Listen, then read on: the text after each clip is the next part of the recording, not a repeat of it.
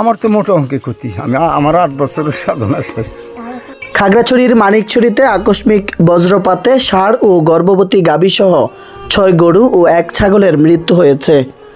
উপার্জনের একমাত্র সম্বল গরুগুলো হারিয়ে হতবাক হয়ে পড়েছেন ওই কৃষক। মৃত গরুগুলোর পাশে আহাজারি করতেও দেখা গেছে তাকে। মঙ্গলবার ভোরে উপজেলার 1 নং মানিকছড়ি ইউনিয়নের ওয়াকছড়ি এলাকায় দরিদ্র কৃষক আব্দুল মমিন নিশার গোয়ালে এই ঘটনা ঘটে। এতে প্রায় 7 লক্ষাধিক টাকা ক্ষতি হয়ে প্রায় নিঃস্ব হয়ে যায় ওই কৃষক। সকালে ভোরে 3 বার করে আসমানে বড় বড় ঠাড়া মারছে। ঠাড়া মারার পরে লাস্টে ঠাড়াটা খুব জোরে সোরে মারছে। এই একটা ঝিলিক আইলো, দেখলাম আই অন্ধকারে গেল এই দিকটা। আমি ওই ঘরে ছিলাম, ওই ঘরতে একটা খালি ঝিলিকটি দেখলাম, আর কিছু দেখলাম না। পরে এই যে গরুগুলো এমনি পড়ে রয়েছে, আর কোনো লড়াচড় নাই। একটা শব্দ দিয়েছে ভ্যা করিয়া, আর কোনো শব্দ নাই। আমার তো মোটা অঙ্কে ক্ষতি, আমার 8 বছরের সাধনা শেষ। আমি 8 বছর গরুগুলোর পিছনে সময় দিতেছি। আমার সম্পদ ছিল এইটুকু। গরু লালন পালন করে সংসারের জীবিকা নির্বাহ করেন মমিন। এখন গরুগুলোকে হারিয়ে তার পরিবার নিঃস্ব হয়ে পড়েছে।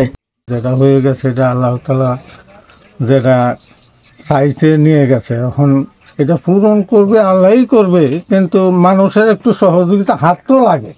এলাকায় হয়তো সামান্য ঠাড়া বজ্রপাতে মানুষ বা গরু ছাগল 1-2টা এরকম মারা গেছে বিভিন্ন জায়গায়, কিন্তু এরকম বড় ধরনের ক্ষতি এখানে 6টা-7টা গরু ছাগল মিলাইয়া, গরু 6টা ছাগল 1টা, এরকম ঘটনা আমরা আর কোনো দিন দেখি না, তাই শুনিয়া দেখতে এলাম। সকালে ঘটনাস্থল পরিদর্শন করে দুঃখ প্রকাশ করে সমাজের বিত্তশালী ব্যক্তিদের ওই পরিবারের পাশে দাঁড়ানোর জন্য অনুরোধ জানান স্থানীয় ইউপি চেয়ারম্যান। আসলে তার যে শেষ সম্বলটুকু আজকে রাত্রে এই যে বজ্রপাত, আল্লাহর ইচ্ছা, আল্লাহর কুদরতে এটা হয়ে গেছে, কিছুই করার নেই। তারপরে তার প্রতি সহমর্মিতা জানাতে আমরা এখানে এসেছি। তো আমার সবচেয়ে বড় কষ্ট লাগতেছে এই লোকটার শেষ সম্বল যেটা ছিল সেটা আজকে বিলীন হয়ে গেল।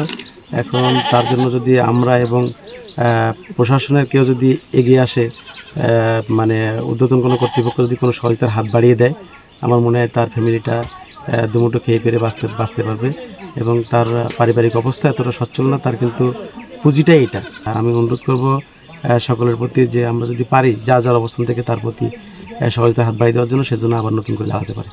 ক্ষতিগ্রস্ত পরিবারকে প্রশাসনের পক্ষ থেকে সহায়তা দেওয়া হবে বলে জানান উপজেলা নির্বাহী কর্মকর্তা তাহমিনা আফরোজ ভুইয়া। ডেস্ক নিউজ, মানিকছড়ি বার্তা।